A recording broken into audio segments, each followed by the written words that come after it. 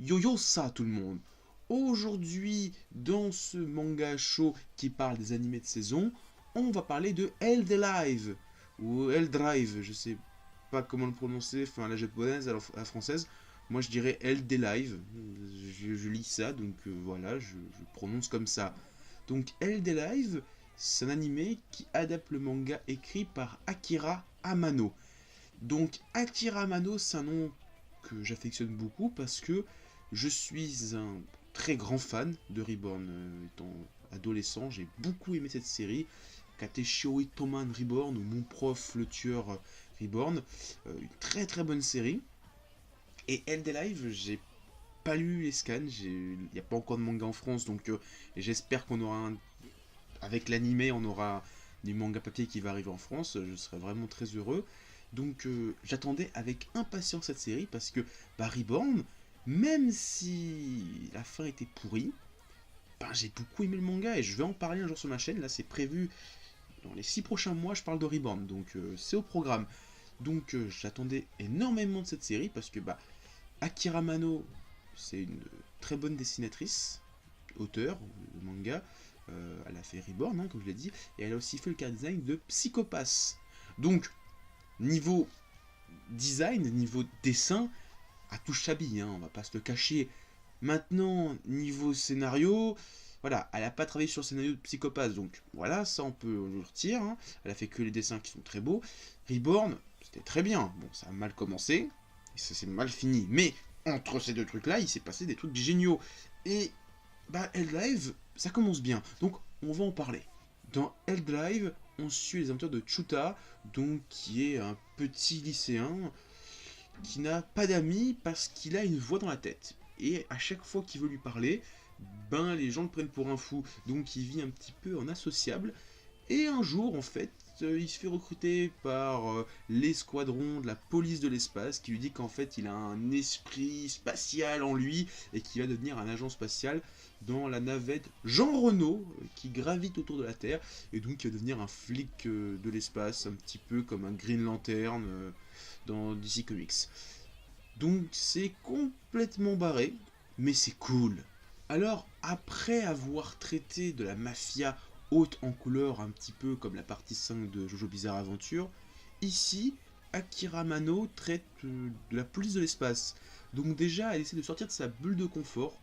Donc il y a beaucoup d'auteurs, ils ont du mal à sortir de cette bulle, souvent ils restent dans les registres fantastiques, ou l'espionnage, ou le psychologique. Non, elle s'est dit, bon, je reste dans le shonen action, mais j'ai traité de la mafia, je traite cette fois de la science-fiction, de la police de l'espace. C'est vraiment bien, et bon, il y a un petit peu cette même façon de faire les combats, tout ça, mais c'est vraiment très différent de Reborn, et ça c'est cool. Alors déjà, au niveau des ressemblances, on va pas se le cacher, il y a beaucoup de car design qui sont des redites. Déjà, le capitaine de l'unité Jean Renault, c'est un petit peu Mukuro Rokudo de Reborn, et aussi le grand méchant de la première saison de Psychopass. Mais, mis à part les car design, donc on va dire, bon, c'est les auteurs, ils ont leur style, au bout d'un moment, c'est vrai que, ils ont beau redessiner, changer les coupes de cheveux, les visages, c'est toujours les mêmes. Voilà, ça, on peut pas non plus critiquer. Même si les designs se ressemblent, pour l'instant, je trouve pas des similitudes au niveau de la psychologie, du caractère des personnages, avec ceux de Reborn. Déjà, Chuta, je pensais que ça allait être une sorte de Tsunabis. Et finalement, ils ont aucune similitude. Tsuna de Reborn, c'est un naze. C'est pour ça qu'on l'appelle Tsunaz. C'est un idiot, il sert à rien. Il est nul à l'école, il est nul en sport, il est nul en tout, en sociable, en tout. C'est vraiment juste un naze qui a du bol d'avoir le sang, la mafia des Vongols en lui.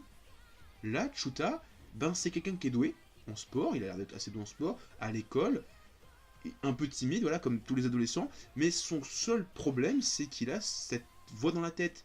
Et c'est vraiment bien d'avoir un personnage complètement différent des deux séries. C'est vraiment, on n'a pas cette Reddit et ça c'est cool. Pareil, une bonne chose, c'est qu'il y a l'air d'avoir pas mal de personnages féminins dans la série par rapport à ce que j'ai vu dans l'opening. Là, au Reborn, on avait beaucoup de personnages masculins, ce qui a créé une très très très grosse fanbase de filles qui voulaient des romances sérieuses entre tous les personnages. Ça devenait assez gênant parce que quand on voulait chercher des images sur Google Images, toi-même tu sais, où tu avais finalement des images de tous les personnages en train de se chevaucher. C'est triste, franchement. Là, j'espère qu'on n'aura pas ça. Bon, pour l'instant, j'ai pas l'impression parce qu'il y a l'air d'avoir beaucoup de personnages féminins. Déjà, le duo Chuta et la fille Ange. Et dans le générique, on voit deux, trois autres personnages féminins. C'est bien. Je pense que l'auteur a peut-être appris de ses erreurs, même si j'ai ouï dire qu'elle avait un petit peu assumé toutes ces romances masculines non assumées dans l'œuvre. C'est complètement débile ce que je viens de dire, mais voilà. C'est que dans la série Reborn, il n'y a aucun personnage qui est en couple, mais que l'auteur a quand même sous-entendu dire oui, ils sont plus ou moins. Voilà. C'était un peu gênant au bout d'un moment dans la série parce que. C'était pas un yaoi, mais c'était limite. Là, au moins, dans Red Live, ben ça a pas l'air d'en être un. C'est bien. Yeah. Autre chose, c'est par rapport au début de la série. Si on se souvient bien, dans Reborn, ça avait commencé avec un gag manga. Et putain, qu'est-ce que c'était chiant à commencer. Franchement, il y avait beaucoup de personnages, c'était pas toujours drôle. Et ça mettait du temps à démarrer. Et après, on a eu l'arc de Mukuro, et là, c'était l'apothéose. C'était vraiment cool. Ben là, ça commence direct dans du lourd. On a direct du shonen pure souche, pas du gag manga. Ça introduit des personnages à droite à gauche, mais il n'y a pas ce côté gag. C'est direct un shonen neketsu. Et ben, je pense qu'elle a pris de ses erreurs en disant bon, je vais pas refaire du comique parce que ça marche pas, je suis nul. Donc là, c'est bien, elle a appris de ses erreurs, c'est une bonne chose. Par contre, dans les 3 premières épisodes, on a le même schéma qui se répète. Alors ça devient vite chiant parce que ça se résume par Chuta, il y a un méchant sur Terre, c'est un prisonnier ou un criminel ou ceci. Va sur Terre et capture-le. Il va sur Terre, il le rencontre, il tabasse, fin. C'est vite chiant.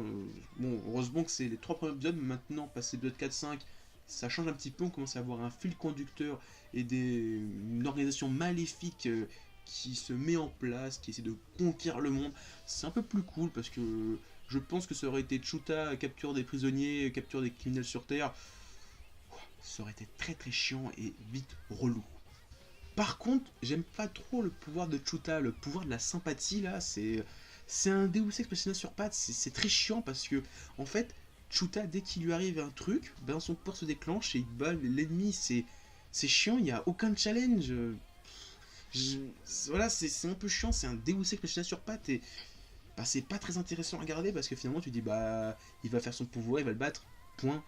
Par contre, les autres personnages qu'on a vus là, par exemple la fille qui est avec Chuta, ben j'aime bien son pouvoir parce que quand je la vois, je ressens un petit peu cette envie de faire des combats assez intelligents avec des capacités un petit peu loufoques qu'avait Amano dans Reborn. Parce que franchement, dans Reborn, il y avait des combats plutôt stylés. Vers la fin, c'était devenu un peu n'importe quoi, mais franchement, l'arc de Mukuro, l'arc contre Lavaria et même le début des Milfior, ben putain, il y avait des putains de combats. Après, ça s'est cassé la gueule. Là, pour l'instant, je ressens un petit peu cette nostalgie de l'âge d'or de Reborn. Et c'est cool. J'espère que ça va continuer comme ça, parce que sinon, si ça continue à être Chuta qui fait des attaques sympathiques et qui bat tout le monde à un coup, chiant. Donc voilà, c'était la seconde série de Akira Amano, Head Live, que je continue à suivre. Franchement, je suis très intéressé pour voir la suite, parce que j'adore cet auteur, elle a fait une très bonne série qui est Reborn, je vous conseille de la regarder, je force un petit peu là-dessus, mais c'est une très bonne série. J'espère que Head Live sera tout aussi bien, voire meilleur. Je lui souhaite que ça, que du meilleur. Et j'espère que ça sortira en France, parce que putain, je serais dégoûté que ça sorte jamais. Surtout qu'il y a un animé maintenant, ça peut relancer l'entrain, ça peut même lancer une série, les animés en France. Hein. C'est quasiment que comme ça qu'on lance des très bonnes séries. C'est que dès qu'il y a un animé, regardez Jojo, ça s'est lancé que grâce à ça. Hein. On va pas se le mentir. Et sur ce, je vous dis à plus, continuez à lire des mangas, à regarder des animas, et à vous éclater en les regardant. Et moi je vous dis à plus, et... que ça